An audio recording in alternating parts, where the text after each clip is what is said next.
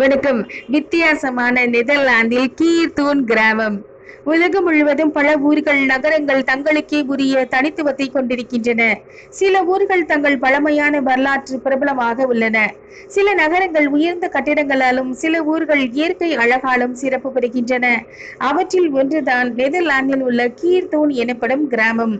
இதன் அழகிய காட்சிகளால் உலகத்தில் தனித்துவம் மிகுந்த இடமாக திகழ்கிறது. இந்த கிராமத்தில் சாலைகளே கிடையாது. கார், பஸ், ஆட்டோ எதுவும் கிடையாது. இங்கு தெருக்கள் எல்லாம் தண்ணீர் மூலமாக பிரிக்கப்படுகின்றன. இங்கு மக்கள் செல்ல வேண்டிய இடங்களுக்கு படகுகள் மூலம் பயணிக்கின்றனர்.